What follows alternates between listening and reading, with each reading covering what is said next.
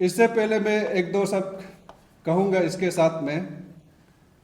आज के डेट में आप लोग को पता है ये डिपार्टमेंट जो है, माइनिंग डिपार्टमेंट जो है, आप लोग को पता है यहाँ से बालीपुंग से लेके ईटानगर, ईटानगर से पापुम पारे, और पापुम पारे से लेके आपका पासीघाट, पासीघाट से लेके आपका रोइंग, रोइंग से लेके तेजू, तेजू से नामसाई तक कहाँ कहाँ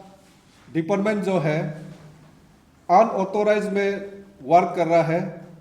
उन सब उसके लिए हम लोग बात करने आया है। और दूसरी बात यह है कि नोटिफाई जहाँ जहाँ जो नहीं दिया है उस जगह में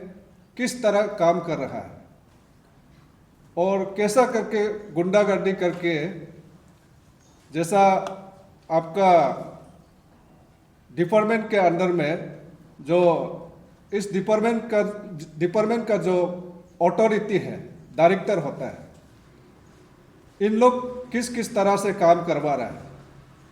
कैसा करके घोटाला कर रहा है, स्टेट का इकोनॉमिक को क्या इफेक्ट होने जा रहा है, इसके लिए हम लोग आज इस विषय में हम लोग बात करने आया। इसके साथ हम लोग काफ़ी सालों से, जैसे specially lower Siang district Likabali under सीजी विलेज, उस जगह में आज के डेट में किस तरह एक किलो 2 किलो, 1 किलो से लेके 3-4 किलो तक किस तरह जहाँ जहाँ नोटिफाई नहीं किया उस जगह में किस तरह काम कर रहा है, कैसा कार्रवाई कर रहा है, इस विषय में आज हमारा स्पोक पर्सन मिस्टर जॉनी अंफो को मैं आमंत्रित करता हूं कि आप इसे जनता को शब्द रख दीजिए और इसके साथ में सरकार को भी धन्यवाद। बहुत बहुत धन्यवाद। और साथ में मेरे शब्द को यहाँ आपके समक्ष पत्रकार साथीगणों के देख रेख में जो आवाम जो अरुणाचल है उनको रखने से पहले मैं इस प्रेस क्लब को, इस आदरणीय प्रेस क्लब को बहुत बहुत नमस्कार करना चाहता हूँ, क्योंकि हम लोग एडीपी पार्टी को ये लगता है कि ये ही एक ऐसा मंच है प्रेस क्लब जहाँ पे हम लोग जब समस्त अरुणाचल के बारे में जब हम लोग बात करते हैं तो इसके माध्यम से अरुणाचल के जन जन लोगों तक ये आवाज़ जाती हैं, ताकि अरुणाचल में भाजपा सरकार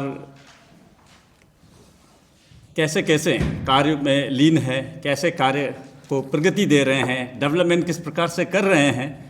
और दूसरी तरफ किस प्रकार से लोगों को भटकाने का सिर्फ काम करता है, लोगों को किस प्रकार से मुद्दे पे सही नहीं रहते हुए लोगों को कई कहानी और किस्से बताते हैं, आप लोग के माध्यम से ये संभव हो पाता है। तो जैसे कि हम लोग एडीपी पार्टी का हमारा असेंबली में कोई हमारा रिप्रेजेंटेटिव अभी तक नहीं है, हमें खेद है, जिसको एडीपी पार्टी जो है अपना बातें वहाँ रखने में थोड़ी बहुत असमर्थ है। इसके चलते हम जब यहाँ प्रेस क्लब में आते हैं तो हम उन तमाम हमारे जो अरुणाचल के जनजाति के हर एक प्रतिनिधि को हम आपके इस माध्यम से हम उनको आवाज़ करते हैं। तो हम लोग यकीनन हम यकीन करते हैं कि एडीपी का आवाज़ जो है एक घर, एक परिवार, एक व्यक्तिगत किसी का नहीं है। तो हम लोग एडीपी अरुणाचल डेमोक्रेटिक पार्टी जब भी गवर्नमेंट के बारे में, नीतियों के बारे में हम लोग जब बोलते हैं, समाज में उठने वाले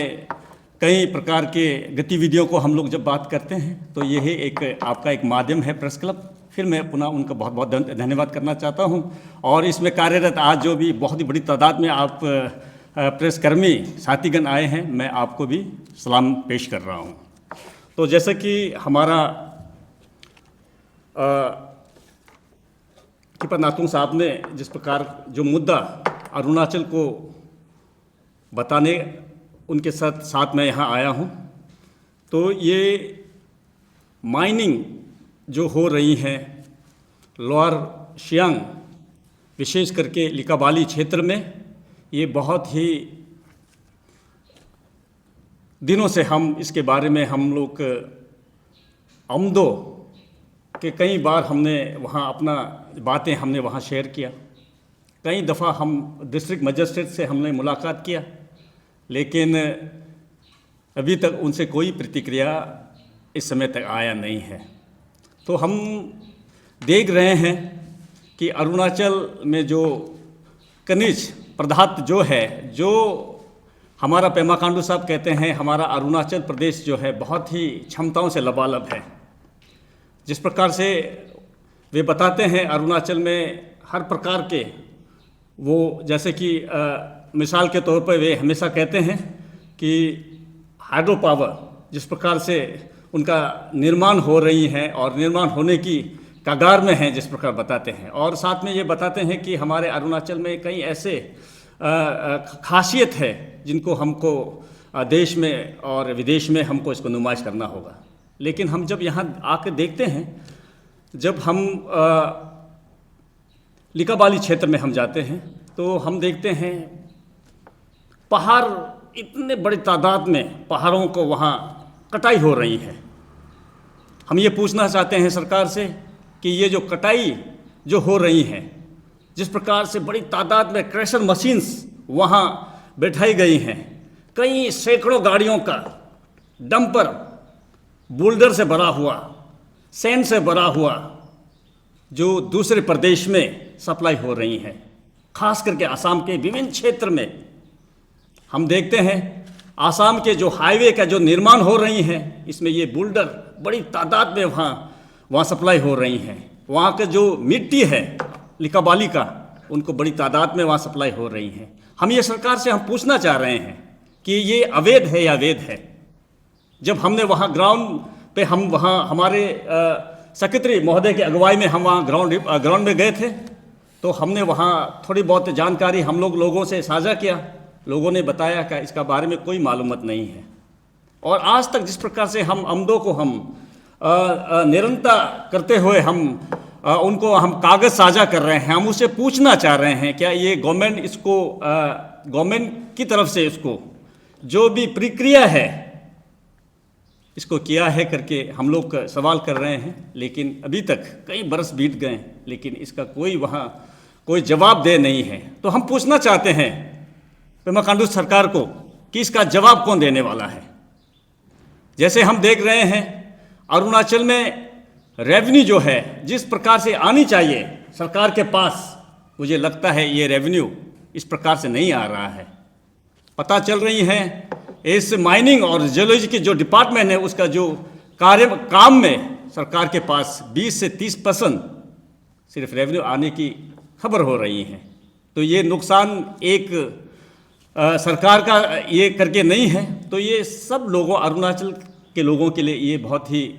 घातक और नुकसानदेह है। अरुणाचल डेमोक्रेटिक पार्टी ये समझ रहे हैं। जैसे कि हम आपको थोड़े हम अपने व्याख्या हम थोड़े पढ़ के आपके साथ शेयर करना चाह रहे हैं। जैसे अरुणाचल डेमोक्रेटिक पार्टी को गहरा खेद है कि लोअर सियांग जिले के निजी क्षेत्र में अवैध खनन वर्षों से अनियंत्रित रूप से जारी है। संबंधित अधिकारियों को कई शिकायतें भेजने के बावजूद इस गंभीर उल्लंघन पर कोई ठोस कार्रवाई नहीं हुई है। इसकी चुप्पी चिंताजनक है। कानून लागू करने वाले अधिकारियों की यह निष्ठा और उदासीनता अत्यंत परेशान करने वाली है, जो न्याय और राज्य के प्रकृति संसाधनों को सुरक्षित के लिए प्रति उनकी प्रतिबद्धता पर गंभीर सवाल खड़े कर रहे हैं।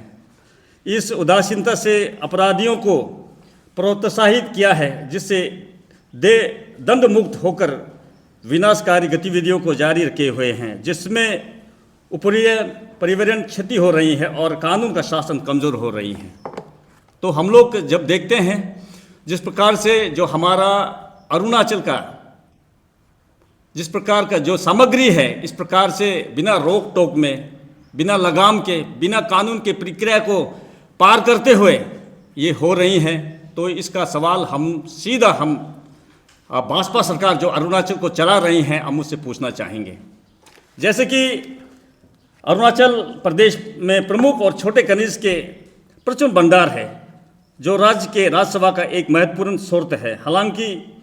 भूविज्ञान और खनन विभाग में भ्रष्टाचार और कदाचार के कारण राजस्व का बड़ा हिस्सा लीक हो रही है। अनुमान है कि कनिष्ठ निष्कर्ष से उत्पन्न राजस्व का केवल 20 या 30% की राजस्व के खजाने में पहुंचती है, जिससे राज्य को भारी वित्तीय नुकसान हो रही है। लिकाबाली का सीजी क्षेत्र छोटे खनिज जैसे बुल्डर, रेत, कंजरी और मिट्टी के अनियंत्रित और बड़े पैमाने पर दोहन किया जा रहा है। इस खनिजों की बड़ी पैमाने पर पड़ोसी राज्य असम के विभिन्न हिस्सों में परिवहन किया जा रहा है। जैसे हम आपको बता रहे हैं, इसका जब हम लोग एडीपी पार्टी वहाँ हम आमदो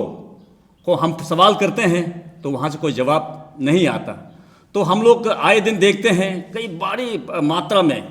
अधिक मात्रा में जो असम में जो कार्य चल रही है, नेशनल हाईवे जो बना रही है, निर्माण हो रही हैं, इसके लिए ये सामग्री जो वहाँ विभिन्न क्षेत्र में भेजा जा रहा है। हम निरंतर पूछ रहे हैं सरकार को कि इसका जवाब दे कौन है।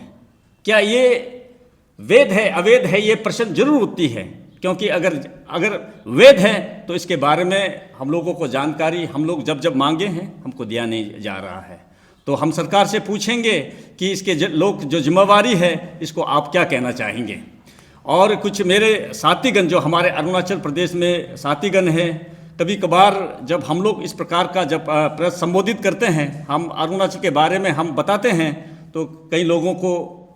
परेशान जरूर होते हैं। तो हम लोग अरुणाचल डेमोक्रेटिक पार्टी हमारा एक लोकल पार्टी, हमारा कार्य है कि अरुणाचल में जो गतिविधि जो हो रही हैं मानव कल्याण के प्रति विरुद्ध में, समाज के विरुद्ध में और अरुणाचल के विरुद्ध में, तो हम जरूर हमारा आवाज़ हम बुलंद करेंगे। तो इसके चलते हम आगे और आपको हम ये कहना चाहेंगे, इस अवैध गतिविधि